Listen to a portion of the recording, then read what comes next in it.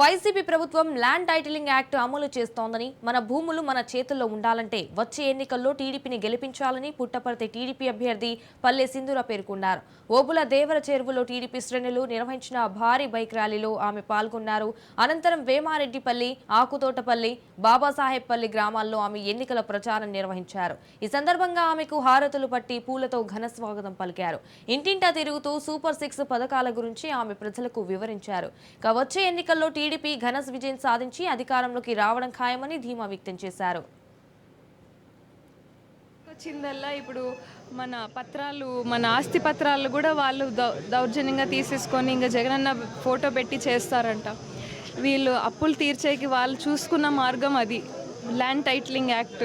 వాళ్ళ పేరున చేసుకొని గవర్నమెంట్ స్వాధీనంలో ఉంటాయి ఇంకా ల్యాండ్స్ అన్ని. అలాంటి పరిస్థితి నుంచి బయటపడాలి, మన భూములు మన చేతిలో ఉండాలి అంటే అది మనకి టీడీపీ ప్రభుత్వం వస్తే తప్ప వేరే ఆలోచనే లేదండి. మన భూములు మన సొంతం కాకోకుండా పోతుంది.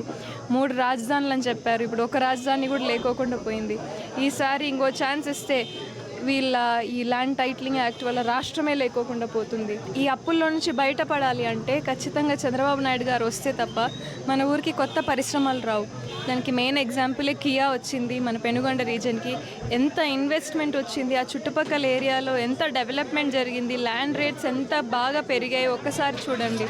ఎంతమందికి ఉద్యోగాలు వచ్చాయి. మన పిల్లలు ప్రతి ఒక్కరూ ఇక్కడ ఈ ఊర్లలో నుంచి అక్కడికి వెళ్ళి